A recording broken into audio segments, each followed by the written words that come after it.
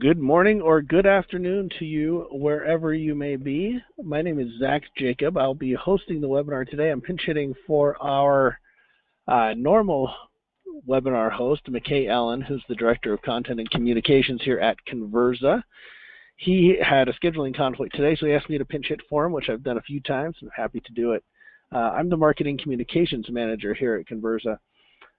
Just a real quick background on who we are and why we do this.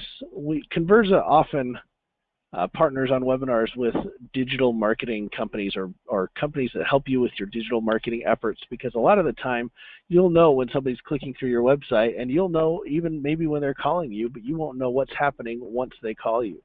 And that's where Conversa kind of fills the black hole. We will take those inbound phone calls and track them and analyze them, much like Google Analytics would do for your web visits. It's pretty cool technology. I invite you to check us out at conversa.com. But today we've got a different topic for you. We'll talk about Conversa another time. Today we have Aaron Bird with us. He is the co-founder and CEO of Bizible. Bizible is a marketing attribution company based out of Seattle. Aaron is like I said, the co-founder. He left Microsoft a few years back to co-found and get this off the ground at Bizible. So we'll have Aaron jump in here in just one second. But before we do, I want to make sure everybody's familiar with the GoToWebinar system, how this works. There should be a little panel on your screen with a questions box, and that's where you'll be able to ask questions that we will take at the end of the presentation.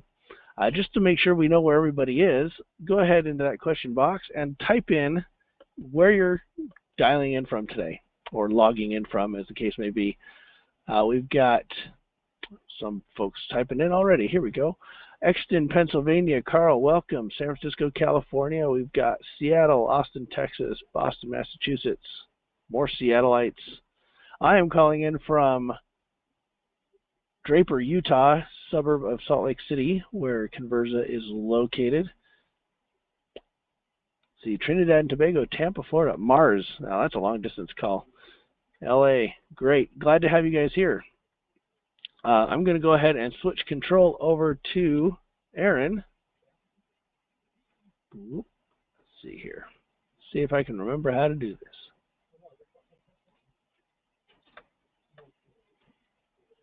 And Dave, you should be good to go, or Aaron. Dave or Aaron, whichever one of you guys is driving over there. Yeah, thanks. Give us one sec here to bring this up. So thanks for the intro. So I'm Aaron Bird, CEO and co-founder of Bizible, and I'll be talking a little bit about a topic that's near and dear to our hearts here at Bizible, which is B2B attribution.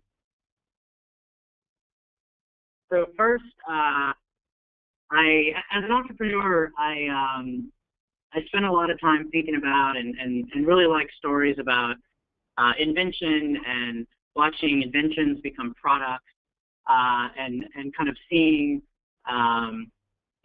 historically and then today, what inventions that almost didn't happen but ended up kind of changing the world. And so I'm going to start off with a couple stories around inventions and tie them back to B2B attribution today. So first off is a story about rubber, which we all kind of take for granted, and probably a lot of people don't think about how it came about or even how important it might have been.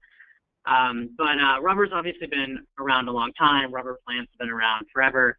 But vulcanized rubber that we know of today, that we have on, the tires in our cars and everything, really came about towards the end of the 1800s. And the story is a story about Charles Goodyear, who invented rubber as we know it today, or what's known as vulcanized rubber. So Goodyear, saw the potential of rubber, like a lot of other people, and knew that if you could vulcanize it, or if you could make it not melt under heat and not kind of fall apart, then it would have a lot of potential. And so this was in the kind of the mid 1800s. And Charles Goodyear spent pretty much his whole life trying to vulcanize rubber. He had 2 kids and a wife, and he was at home every day, like with rubber, heating it, adding chemicals to it. He was obsessed with it. It was just a maniacal obsession with vulcanizing rubber for literally his entire adult life. His 2 kids got, deathly ill and almost died because of all these chemical smells in the house. Goodyear himself actually ended up dying of lung issues because of everything he'd done with rubber over time. He lived in an attic in New York for a while after filed bankruptcy because he spent all this time trying to vulcanize rubber. And so it's like the story of this inventor that was obsessed with, he saw the raw materials, he knew that there was this potential for what rubber could do, and spent his whole life kind of making it happen. So there's a couple interesting points along the story, and one is he was kind of like 40, 45 years old. He was at a bar, his local bar, and all the local bar guys are making fun of him. They're like, here's Goodyear again. He's got his rubber. What's he doing? He should get a job. And they're laughing at him, making fun of him, and they know how obsessed he is. And so he's got his latest kind of incarnation of rubber in his hand, where he's added these like phosphates to it as kind of the latest trial and error way to vulcanize rubber, and they're making fun of him. And so he picks up his rubber and he throws it at this guy, and it hits this guy in the face and bounces off his face and lands on a stovetop. It's in the bar that's on. And Goodyear walks across the bar and goes and picks up the rubber, and then he has like his aha moment. The phosphate that he had added to the rubber, when heated to a certain temperature, created vulcanized rubber. So he'd been working on this for like 30 years, and all of a sudden, vulcanized rubber, he had this huge aha moment. So he ended up spending the rest of his life trying to then commercialize it. So he could create it in a lab, but how could he make it so that he could like manufacture it and do it at scale? And by the time Goodyear died, he had figured out how to manufacture it. So you fast forward about 40 years to just the turn of the turn of the century to 1900, and the Industrial Revolution is just starting to kick off, and they need things for gaskets, for steam engines, and rubber for tires that they're using that are wood right now, and so Frank Sieberling founds and starts the Goodyear Tire and Rubber Company, based on all the work that Goodyear had done to actually vulcanize rubber. And so, and of course, that's the Goodyear Tire Company that we all know today. And one interesting fact in this whole thing is that you might think like, okay, well, tires, that's interesting, but rubber itself actually enabled the Industrial Revolution. Like, we couldn't have manufactured goods without the rubber needed for gaskets and conveyor belts and all that kind of stuff. So I love this story because it's about just this inventor that had this, could see kind of the potential of something, saw the raw materials, and eventually kind of his whole life work vulcanizing rubber, which then enabled, the Industrial Revolution, which is obviously one of the biggest things to happen in the last like 400 or 500 years. Another story very similar to this one is the invention of Velcro. So George de Mestral was hunting one day with his dog, and he's in a field, and his dog's walking through the field, and the burrs in the field stick to the dog's fur. And he realizes, that's pretty neat. It's like this reusable adhesive kind of idea. What if we could create something that took that concept and could stick 2 things together? And so he spent the better part of 10 years perfecting Velcro and creating it and how to manufacture it. And his initial idea was that this was going to be used in fashion. And if you look at this slide, you can see his early attempts at using Velcro in fashion. And as you could probably guess there, the fashion industry didn't think it looked very good, and so they kind of put that on the sidelines and stopped using Velcro. Fast forward a few years, and NASA is going to space, and of course there's no gravity in space, and you need things to stay put. And so, Velcro now, NASA uses Velcro, and that's actually kind of how the commercialization of Velcro started to really take off. Is NASA starting to use it for space exploration? So again, the same kind of story here, where he saw kind of this raw potential of these two things sticking together, and then eventually, enabling us to go to the moon and to go to space. So so these are great stories, kind of about inventors that saw raw potential in something, maniacal obsession about making it work, and then a practical application or a successful use of the product that followed from that invention. So so those are great stories, but you might ask, what does this have to do with attribution?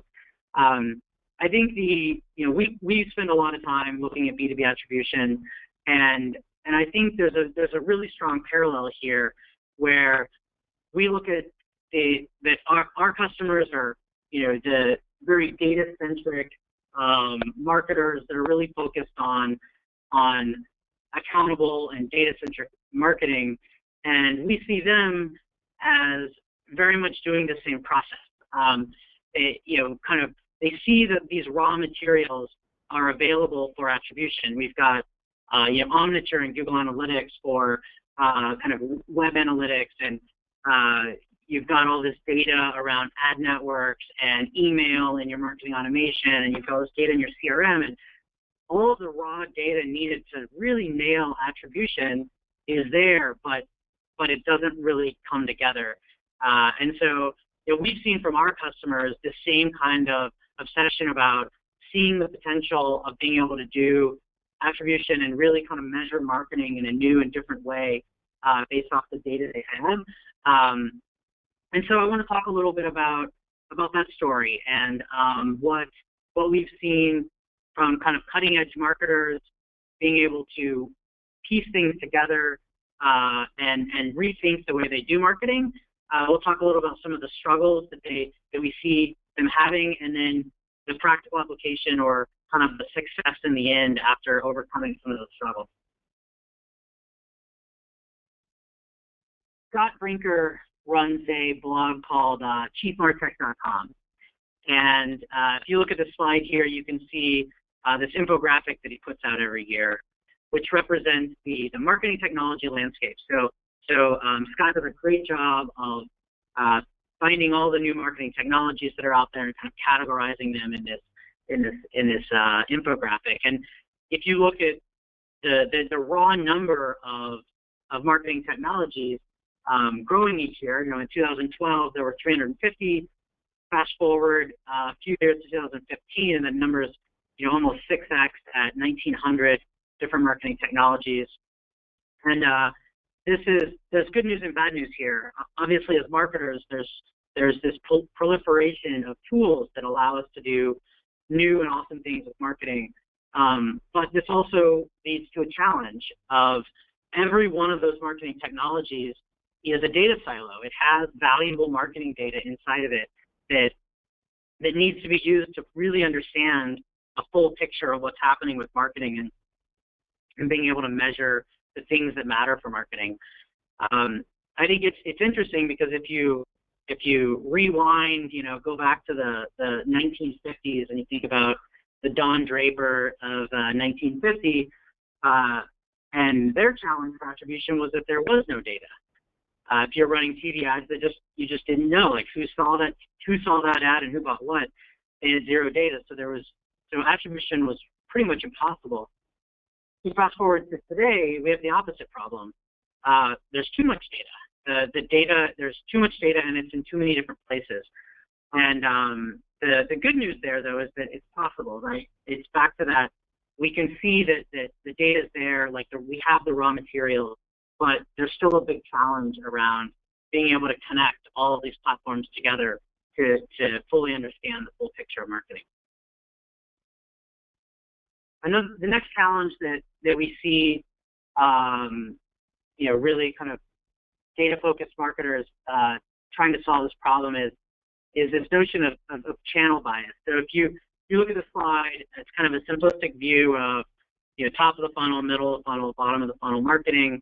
The channels on the left there, identifying generally what channels kind of influence those different phases of the funnel. And the challenge here is if you're doing, a lot of marketers start with kind of a single touch attribution model. And so if you're doing a first touch attribution model, then that means that the first interaction that people have with your brand is the interaction that's going to get all of the marketing credit. So you're going to take all the revenue, apply it to that first touch. Of course, then the channels that drive those interactions at the top of the funnel are going to be the channels that get most of the credit. So in this case, social or top of the funnel content marketing are things that you do to drive people top of the funnel. So if you're doing a first touch model, social will end up getting a bunch of credit. Email, for example, won't get any credit because you can only email people after they fill out a lead form, and so that's bottom or middle of the funnel. And so then you'll end up reallocating all your budget to, well, it looks like social's working because it's getting all the revenue credit. So there's this innate channel bias of different channels have different, bias towards different phases of the funnel. Same thing is true for a last touch model, right? If you're running last touch and let's say that paid search and email are your strong bottom of the funnel activities, then you're going to allocate all your revenue to those last touches. You're going to spend then all of the money, your marketing dollars, investing there, and you're not going to be driving people in the top of the funnel. So, this challenge is really being able to make sure that your attribution has no channel bias and kind of covers the full spectrum of the funnel and channels. This one thing that I think important to note is that this is really something that's focused on B2B. This is a challenge that's unique to B2B. If you're B2C, you don't really have much of a funnel.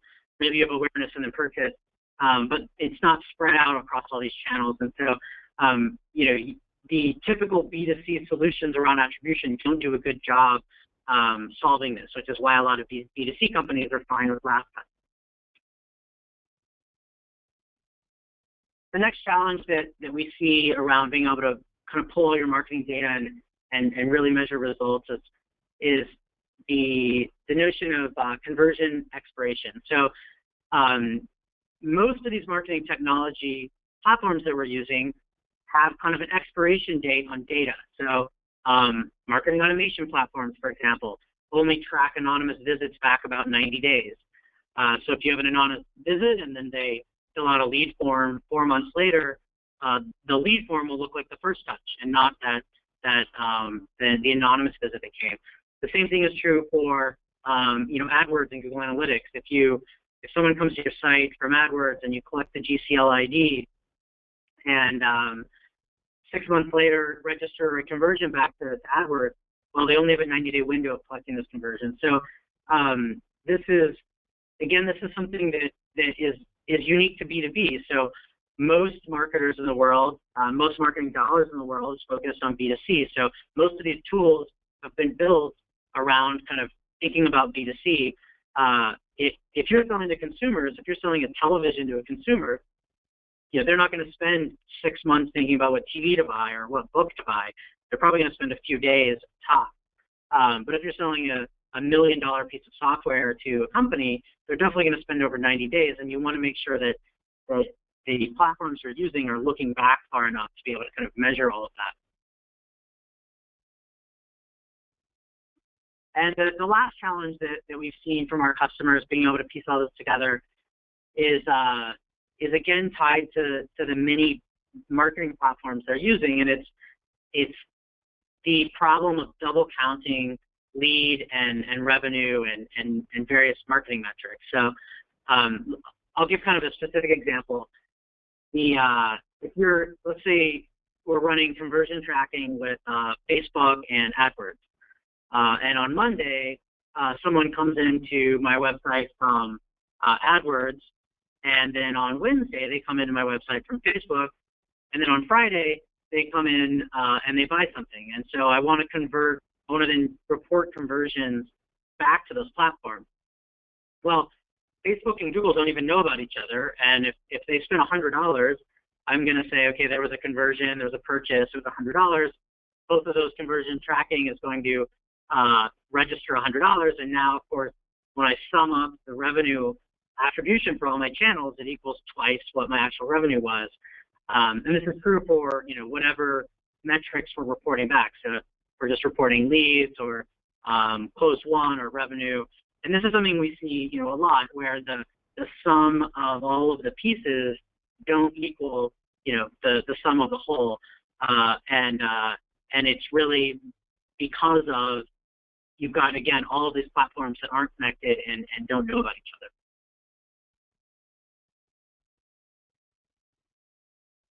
But just like the inventors, Charles Goodyear with rubber and George Mestral with Velcro, in the past that they've had these challenges and they've been able to get over them and apply and be successful. What we see is like pipeline marketers today, are obsessed with getting results, and they're obsessed with kind of data-centric marketing and really measuring marketing on business impact. And so I think the stories of these inventors very much parallels the story of today's pipeline marketer. And I think let's talk a little bit about the success then. So we talked about some of the problems that these folks have been facing, and we can talk about how they're successful. Successful attribution first starts with pipeline marketing itself. So, retooling and rethinking marketing and lead generation. It's not about generating leads and handing them off to sales. It's really, marketing is about driving business impact and driving revenue and lifetime value. And to do that, we need to have a full view of the funnel. And so I think this is the first kind of aha moment that we see with our customers is the notion that, like, we're not a lead generation team, like we're a pipeline marketing team. We're really about really understanding everything we do and how it impacts the entire funnel all the way down to revenue. So this includes, all the metrics that you typically have on leads, like, what's your cost per lead by channel? What's your cost per lead by campaign? What's your lead volume by channel and campaign? Looking at those throughout the entire funnel. So, what's your cost per opportunity by channel or campaign? What's the cost per dollar revenue by channel and campaign? What are the conversion rates through all of the important stages of the funnel, again, by channel? So extending all the metrics that we typically think of around leads and top of the funnel all the way down I think this is the first kind of step that we see our customers taking in this journey of doing attribution and accountable marketing. It's really, the next thing that we see is them focusing on when you look at that full funnel, all the way from anonymous visitors up top to leads to opportunities, what are the most important transitions through the funnel that the marketing team wants to highlight? So when you think about attribution and attribution models, we have to figure out, okay, how are we going to take revenue and apply it back to marketing interactions that will then help us make decisions about where to invest. And so the understanding which marketing activity gets people through the funnel is obviously the most important thing. And so highlighting what are those important transitions across the funnel. Maybe there's 20 stages in the funnel, but maybe there's only 3 or 4 that are kind of the most important. So if you look at the slide, the examples I give here are, first of all, the first touch. So this is a very important one. How did the person first interact with the marketing team? What was the thing that brought them, that first engaged with the brand? This is usually like an anonymous touch, right? It's unlikely they're going to fill out a form on that first interaction, but maybe this is them just seeing an ad and not clicking on it, or them coming to the website or something like that. So, and it's important, again, to make sure that you're being able to, that we can pull data all the way back to however long ago that first touch, anonymous touch may have been. The next major transition we see in B2B is lead creation, right? So this enables a whole new set of marketing downstream, like lead nurturing you can't do until we have, obviously, an email address. So being able to, highlight what is the marketing activity that gets those anonymous visitors, the many unique visitors on your site to actually fill out a lead form and become a lead. The last major transition that we see in a typical B2B journey is that handoff to sales. So what is it that the marketing team was able to do to get that prospect to actually engage with the sales team? And, conceptually, this is usually when the opportunity is created inside the CRM. And specific example of this could be, the marketing ad that you showed them that got them to finally fill out a demo request to engage with the sales team. Or this might have been the dinner that they came to that actually got, them talking to that salesperson and that sales process started. So when we look at our customers and kind of the most important things that they tend to highlight, it's these three main phases of, how do we get more anonymous visitors? How do we get anonymous visitors to fill out lead forms? And then lastly, how do we get that big volume of leads in our marketing automation platform to engage with the sales team? So in that, using those three major transitions and kind of that philosophy, we've seen the W-shaped attribution model be really successful with our customers. It's a great model to start with. Everybody wants to eventually get to a custom model, and I think this is a great one to start with and kind of educate and figure out what are the tweaks to make to it. And the way that this works is if you take the revenue or the deal or the number, or the opportunity count, which is 1 or whatever it is, and apply it back to the marketing touches such that the first anonymous visit gets 30% of the credit. The marketing activity right before that lead creation, so the marketing activity that got that anonymous person to actually fill out a lead form gets 30% of the credit. And then 30% of the credit goes to that marketing activity that got the sales team to engage with the prospect.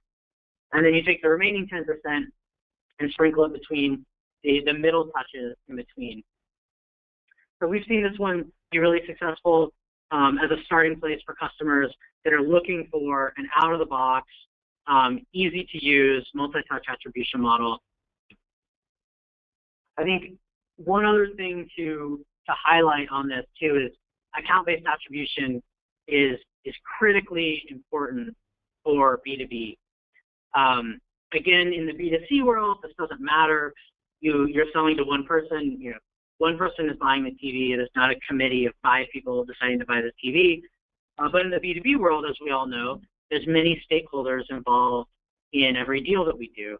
And it's important to make sure that every one of those stakeholders, that all of the marketing touches for every one of those stakeholders is included in the attribution model.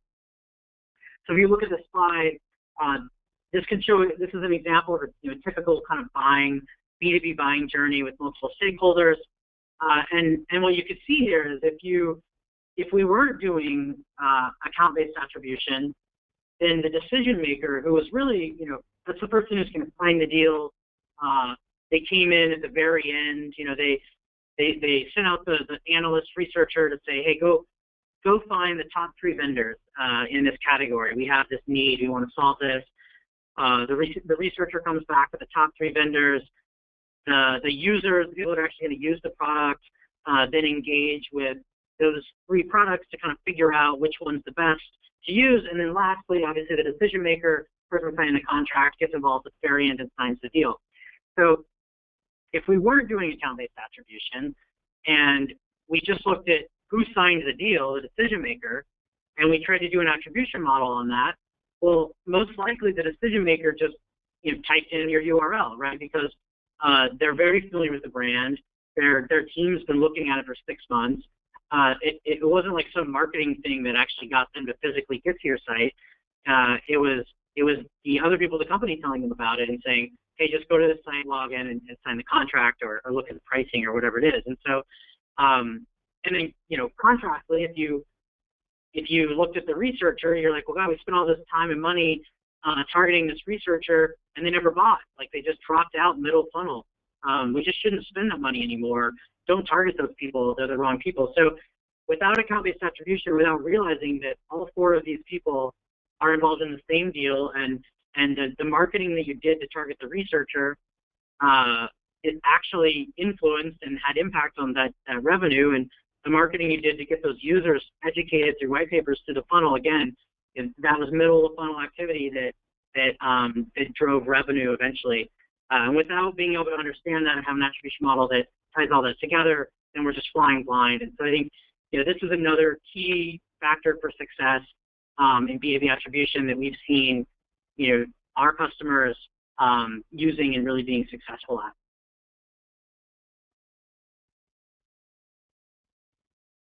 The last key to success around B2B attribution is something that we all intuitively know, but we have to make sure that it's in the model and it's included and the math is behind it. And that's that not all touches are created equal. So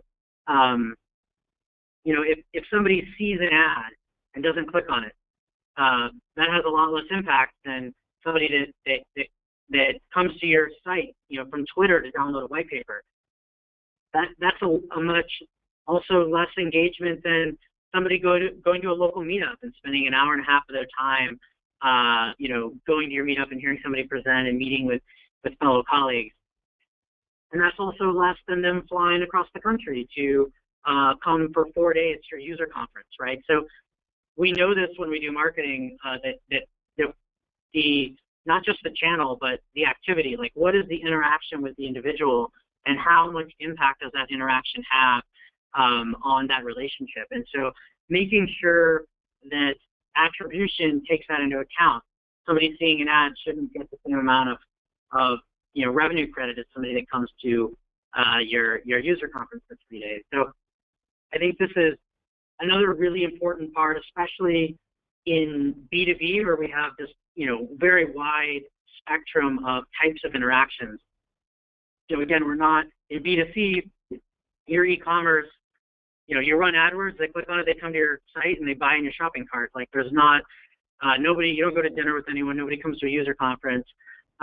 It's a lot simpler, and most attribution models out there reflect that. So I think we need to, it's really important in B2B to kind of make sure that when we're successful, that we're focusing on all the right things. So to kind of tie this back, I'm really excited about the wave of change that we're seeing around accountable and data-driven marketing, and I believe it can be the kind of catalyst for the future of B2B marketing that Rubber had on the Industrial Revolution. And I applaud the pipeline marketers here on the call that are helping to move this industry forward. And I hope the lessons that I've shared here from our customers can help everybody become a better pipeline marketer and become more accountable. So I think, thanks so much for joining. And if you've got any questions, feel free to submit them, and we can chat about it. Well, thanks so much, Aaron. That was some great information there. It's a lot of things that I never really considered when I was thinking about being on the consumer end of that as a decision maker and purchasing software and CRMs and things before that. A lot of good information. The decision maker may or may not be the guy. So that's great. Looking at the questions panel here, there's only one, and it's more of a question about your opinion, and that is, what are your top 3 pipeline marketing books? If you've got any. Talk about putting you on the spot for that one. Yeah, definitely. So I think so go to pipelinemarketer.com. There's some great resources there. I think that's a great place to start. I think there's a white paper it's definitely on our site. I think it's also on Pipeline Marketer. It's kind of the introduction of pipeline marketing. It's exhaustive, great. I mean, it's a big piece of work. It's great. It's got a lot of stuff in it. I think that I would recommend going there. I think As far as like actual paper books, I don't know of any that have been kind of published, but I think I would go to check out the introduction guide to pipeline marketers on our site, and then go to pipelinemarketer.com. That's a lot of lessons there. It's a great community of people that are contributing. Great, good stuff. I have a couple more questions coming in here. This next one is, what technologies do you use to measure these down the funnel? Is it Google Analytics goals, or does that only track the last click? Sure, yeah. So we use Bizible to track, to pull all this together. I think we think of Google Analytics. Google Analytics is an awesome, great tool. We use it every day. But for us, it's really about web engagement, very top of the funnel. What's the bounce rate, or how many people are coming to the blog, and this kind of thing. I think as we look down the funnel, we use HubSpot as our marketing automation platform. We use Salesforce for CRM, and then we use Bizible for attribution to kind of tie all that together. But there's a lot of, we use Optimizely for A/B testing, for example, which that's another real key data source for us, where we tie A/B test to revenue, we tie email and HubSpot to revenue, we tie, web activity and ads to revenue. So there's a lot, I think we use LinkedIn a lot, top of the funnel as another tool, and AdWords as well. And then kind of Bizible is like the central hub for pulling attribution across all of those. Wow, lots of good stuff there. And one more question coming in. Could you please repeat how marketing attribution tools eliminate duplicate leads, and perhaps how this problem does not get fixed via automation platforms? So duplicate leads. Yeah, so it's not. So I think there's two pieces here. I'm not sure exactly the question. Duplicate leads, and just that makes me think that they're asking about just if somebody comes in and fills out a lead form multiple times, which we use marketing automation to solve deduping, and we solve deduping in there, and as well as the CRM. So actually, deduping leads, I think, is totally separate from attribution. The point I was making about double counting leads is just around conversion tracking. So if you're using ad platforms to do conversion tracking, then you end up double counting the conversions because they don't know about each other. Again, the case of if somebody comes in from Facebook one day, Google the next day, and then they create a lead on your website. On the thank you page for the lead form, you'll have a conversion tracking pixel for Facebook and AdWords. It'll report a conversion, so they both think that they generated one lead, and in fact they didn't. They both generated a fractional lead. So if you sum up all the leads that AdWords and Facebook and Twitter and Kenshu or whatever you're doing, you add all those up, they add up to more than the number of leads that you actually have in your marketing automation or CRM, and that's because they don't know they don't know about each other, and so they don't know how to do multi-touch attribution and do fractional counts there. There you go. I hope that helps with your question, Fabian. And this will be the last question then. For more questions, obviously you can email Aaron. His address is on the screen there. If you have questions about Conversa, feel free to email marketing@conversa.com. Be a great place to start. And this last question is from Matt Kramer. He says, does HubSpot allow you to see the first touch of the user and follow that user all the way down to opportunity creation? Salesforce can't look at the top of the funnel visit data. Yeah, exactly. So Salesforce doesn't, out of the box, only has insight into kind of leads and opportunities. And so as a tool, it's focused on what I'll call bottom of the funnel. If you think of kind of the full marketing and sales funnel stacked together, the CRM is focused on the bottom of the funnel, and marketing automation, or HubSpot specifically, is focused on middle of the funnel, maybe a little bit at the top of the funnel. And to really do attribution, like for example, we have HubSpot. And to really do distribution with HubSpot and Salesforce, you need something that pulls data from both. So HubSpot doesn't understand, a lot of the top of the funnel activity, and also doesn't understand the, account-based multi-touch attribution stuff that we talked about. So, and it has kind of poor insight into the revenue that's generated.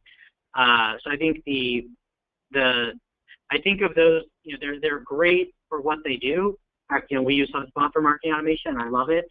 We use Salesforce for CRM, and I love it. But they're not built for attribution, and so you need kind of a tool that pulls data from all these sources together to get a full picture and kind of solve all the problems that we talked about earlier. I hope that answers that question. Yeah. I think that was a good good segue there, and a good place to end it for today. I'd like to thank everybody for logging in today. This webinar has been recorded, will be recorded, is being recorded, and will be available on the Conversa webinar page as well as our YouTube channel.